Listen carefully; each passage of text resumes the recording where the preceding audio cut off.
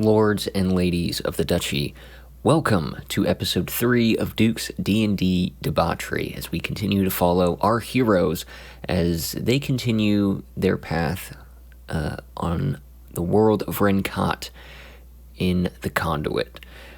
Where we last left our heroes they had just completed fighting off some stone statues at the end of a hedge maze in the central courtyard of the summer palace of Hethemanikia that they were pointed in the direction of by this individual named Don. And at this point, they've traveled for a little over 3 weeks, and they've spent the better part of a day trying to get through this hedge maze and deal with all the things that are inside of it. And they take their first long rest here inside the palace. And one of the first things that they notice is that this slightly blue tint to the marble that makes the palace, it starts to glow. This eerie blue kind of just ambient light almost. Not overpowering, but at the same time, they're definitely not comfortable with it, but they complete the long rest with no ill effects, and they continue to move forward. They get to the...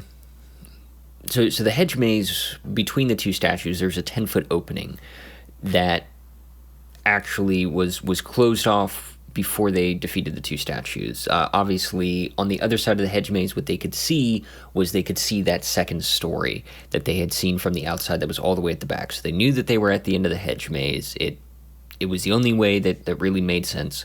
And after they defeated the two statues, the way opened up for them, and then there's a second pavilion there at the western edge of this central courtyard. And there's a tile mosaic in this pavilion that's depicting the actual ascension of Hethem to becoming king, as he's officially recognized, and the charter is fully written and put into practice, and all of these things kind of coming to fruition. So at the start, you get this sense of, okay, this is the beginning of the struggle, and then both you what I was trying to do for the players was send them through struggle, difficult things, having to, use their minds to think through the problems that were in front of them, and then now they are rewarded with, being at this safe side of this pavilion, and to get the same sense of that accomplishment that Hethem received of, okay, I've accomplished the first task in what it is that I have set out to do. At both ends of these pavilions, on what is essentially the north and south sides, there are doors that lead into the western back end of the palace.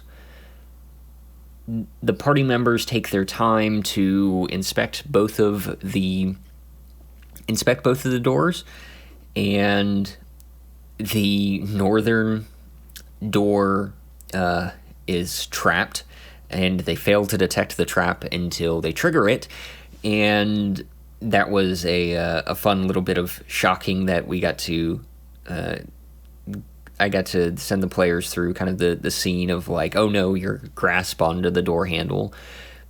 Then the southern door, it is chained. There was no trap on that door, and it was chained, and so they attempt to open it, and they can open it just enough for Milo, our halfling druid, to be able to slip in as like I think it was a rat or something, some small creature. He sneaks in. As soon as he sneaks in, the torches light up, and then there's a door. And on the other side, the rooms are exactly the same. There's not like furniture necessarily or anything. The only thing that's really in there is these like runner rugs that are along the floor that have this crimson and gold coloration. So it's primarily crimson with like a gold outline or filigree fancy work to kind of accent the rug itself. And then so they end up going back to the chains are way too heavy. They're welded into place to this pole, and the door itself is heavily constructed, and they're not going to be able to deconstruct this particular door from this side. So they the southern side. So they go to the northern side. They walk into the room. All the torches in the room magically illuminate, and they go to like touch the flames, and it's not actually hot. So all of that magical in nature. They go into the corridor, and as they start going through, they are looking for traps, failing to find them. There are sconces that are along the wall that have illuminated as they walk down, and the sconces animate off the wall and attack them.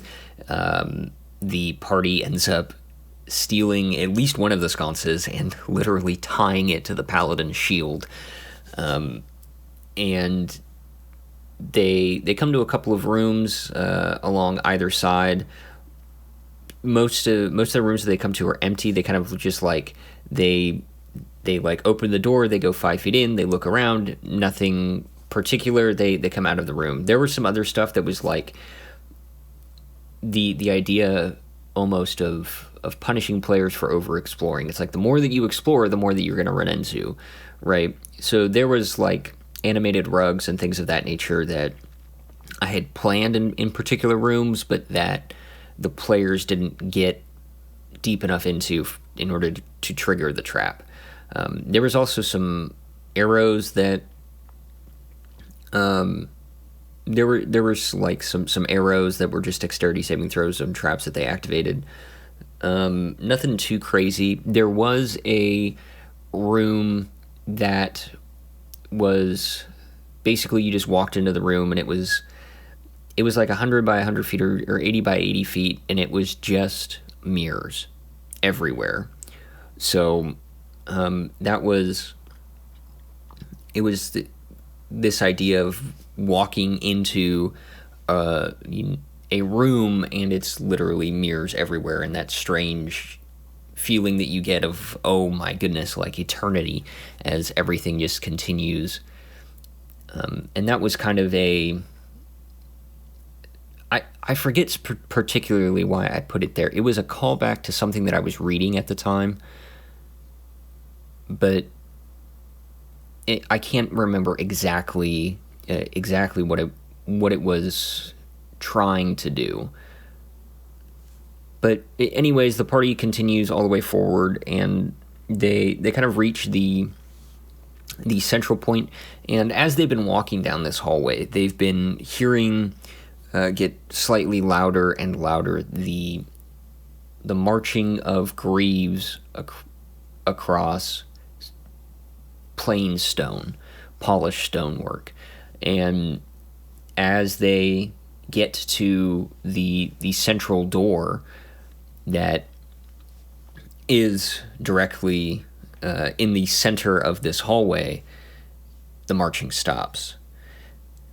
And the party has some qualms with this, obviously, but eventually they convince themselves to go through the door. The door itself is not trapped, and as they enter, it is a massive ballroom, and there are little alcoves off to the side for like seating areas, and there are several sets of armor that are on they're on pedestals, right? And then in front of them is a grand staircase that it's like 15-20 feet wide, and then it goes up about 10 feet or so, and then splits off along the back wall and continues to another kind of overlooking balcony loft type area, as best they can tell. But standing in the middle in the front of the staircase, it's a set of armor with a great sword, and they have both hands on their great sword, and it's pointed down towards the floor. And there are 4 sets of armor that is on this pedestal and off to the side. And so they go forward, and eventually they activate the animated armor. And the armor, it's an older style of armor than what they would be accustomed to now. The style kind of has shifted in 650 years, believe it or not. But it also has the house colors of Anikia, which was one of the things that they were able to divine from, some of their history checks, was that this crimson and gold are the house colors of Anikia. They're not necessarily the kingdom's colors, but the house of Anikia, those were the house colors. And so all of these sets of armor are they're primarily crimson with gold accents. So they go through, and this combat is not necessarily particularly difficult for them, and they are able to collect one of the suits of armor. Is basically perfectly sized for Roderick to be able to wear, and then Von Beck decides that, hey, this is a magical greatsword, and I'm gonna at least hold on to it. Roderick doesn't want it because it's a two-handed weapon, and he really wants his shield because he's trying to. The player himself is really trying to make that frontline tank fighter, high AC, not necessarily a whole lot of damage, but kind of that battle master using superiority die for tactical purposes, things of that nature. So he's like, greatsword's not for me. You want to use the greatsword? Like, go ahead, bud. Gives it over to our dwarf, which is just this, this hilarious sight of like this greatsword is taller than this dwarf, but it's, we'll let it sit on your back and you can wield it as a two-handed weapon, right? Because you are technically proficient in it. So the party follows the staircase up, and then follows it. Follows kind of like this balcony all the way until they reach this library. There's a small hallway. There's a wall, so there's like a separation between the balcony that overlooks the ballroom and then this tiny hallway where there's a set of double doors that leads into a library, and there's a few stairs that kind of lead up to that. So you gotta get this separation of like, okay, this space is separate from what the ballroom is, and they walk in, and the first thing that they are greeted with is there's a podium in front of them with a book, and the book is open to a page, and there's a single line of writing on it. Then behind that, all the way on the back wall, and there are no windows for this portion of the library. The picture that they see is of Hethemanikia standing triumphantly atop a rock, right? Basically wielding a sword. This triumphant pose of the sword raised high to the sky. The party looks around and takes some of these books. None of the books have names on any of the spines. And as they take these books out and they start, looking through them, trying to read, they can't, because it's not actual writing. It's essentially Braille. So they're like, oh, well, this kind of sucks. I guess we'll just take some of these books, and then maybe somebody will be able to translate them. So they choose to take a few of the books, and so I rolled behind the screen for things that I wanted the books to, like several topics that I knew would be in the books that would be discussed based on what they were, and what each one of the books, as they translated and as they read it, would kind of give them. So I did that kind of behind the screen at that point, now that they'd collected them. And then they get to this podium, and they're like, okay, what does this one thing say that's written in this book? And it's, whomst them be them behind the king. Search for them behinds, only if you're fixin' to find the truth of the matter. And so the party's actually able to suss this out very quickly. This is designed to be, hey, go up to the portrait of the king that's in front of you and move the portrait, right? Because it's like this big, 12 by 10 painting, this triumphant, victorious Hethum. And so the party basically just goes up to the painting. They look at the side. Oh, hey, there's a little like gap here for my hand. I'm going to pull it open, and then there's a stairway that leads down. Now, where this is particularly, they should have, if they were following the staircase directly down, then they should have been going to the entrance of the ballroom, right? But obviously it does not lead there. So they kind of get to this. They open up the painting. They start to proceed down the stairs, and as they do, they realize that they are below kind of ground level of what has been there for the rest of this palace. And as they all slowly make their way down, and what is presented to them is without a source of illumination.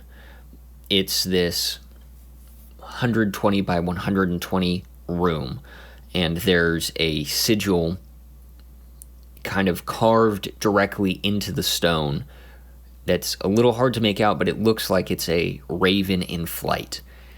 And from that sigil that's in the center of the room,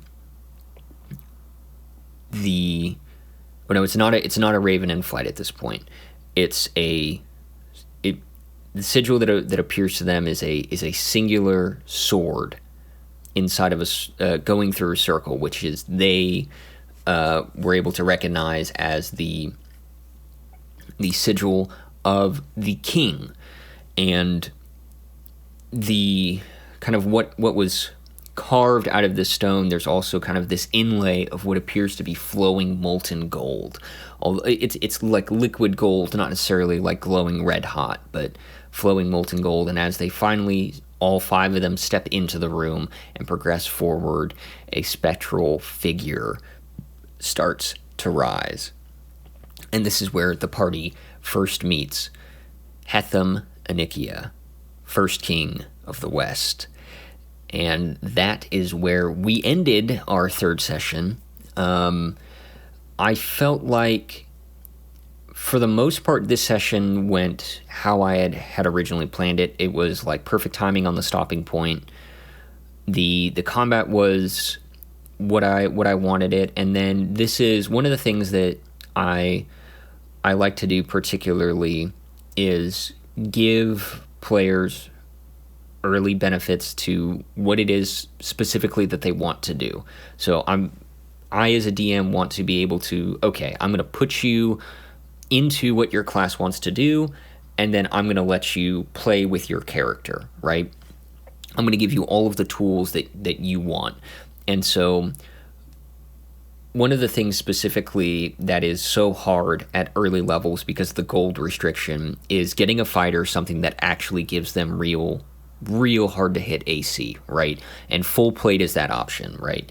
So in 5th edition rules, full plate costing like 1500 GP, it's just that's not reasonable to give a character 1500 GP straight out. But if you, at least in my opinion, if you're like, hey, you go and fight all of these sets of animated armor, And from these 4 or 5 sets of animated armor, you're able to put together a set of full plate. I feel like the player can feel like they've actually earned that armor, and it wasn't just directly given to them, which is one of the things that I try and do, and I don't know if I hit it all the time, is trying to make it feel like, oh, okay, the GM isn't just using us to tell his own story. We're part of the story, but we're earning things. It's actually a challenge for us to go through and actually accomplish this task. And I felt like this session in particular was one of the times that the armor in particular was, okay, that is exactly the right kind of timing, because I know at this point that there isn't necessarily a whole lot of combat. There isn't necessarily, there's the opportunity for combat, but it's unlikely that combat's going to happen for a little while. We're getting more into the RP portion of my railroad, but this armor has some connotation to it. It has some role-playing aspects if the player wants it. And so they decided to, Roderick, our human fighter, decided to take it, and it felt like it was well earned for the player, and I enjoyed the RP opportunities that it provided me as a DM moving forward. The party composition at this point is also interesting to kind of think about, because it's a lot of the kind of like the small talk and the conversation that has gone on is that the party is currently split into 2 like sub factions. There are the talls and there are the smalls. So the talls being Roderick and Gorstag, our rogue and our fighter, and neither of them like magic very much. They're not particularly large fans of it. And then you have the smalls, which is Von Beck, our dwarven paladin. You have Milo, the halfling druid, and then you have Dox, the tiefling mystic. But Dox is only like 4'8", 4'9", something like that. A very small individual. And so Milo and Dox get along great, and Gorstag and Roderick get along pretty good. And there's been some tension amongst the party members here and there. And Von Beck is kind of the mediator between the 2 sub factions that are within the group. But it was interesting to see that dynamic, kind of just from how the players interpreted their characters and how all of that kind of worked out into actually building into these 2 separate factions. But and one of the things that has kind of come out of a lot of these interactions as they're trying to go through, and Gorstag being kind of this roguish person who doesn't tell a lot about where they're from or their history. They're not necessarily comfortable doing that. This kind of raises the hairs on the back of Milo's neck, and Milo has talked to Dox about it. And one of the things that happened in the very first session is that Dox reaches out to everyone in their heads, right? And Gorstag tells her, "Don't talk to me in my head." And so Dox being the particular type of individual that she is like, oh yeah, talking people's heads is just completely normal. For someone to not want that caused Dox to distrust Gorstag. And now that Dox and Milo are, becoming more and more friendly, and now Milo doesn't necessarily have a good feeling about Gorstag, that's kind of only amplified Dox's mistrust. And that's only going to continue to grow as the story kind of goes on. But it's an interesting dynamic that has basically been solidified up through these first 3 sessions of the separation between the talls and the smalls. That basically wraps it up for session 3 and a lot of the observations that I've made. So I hope that you are continuing to enjoy this story of our heroes on the world of Renkaat in the Conduit, and some of my perspective as a DM Thanks for watching or listening, and hope that you have a great time.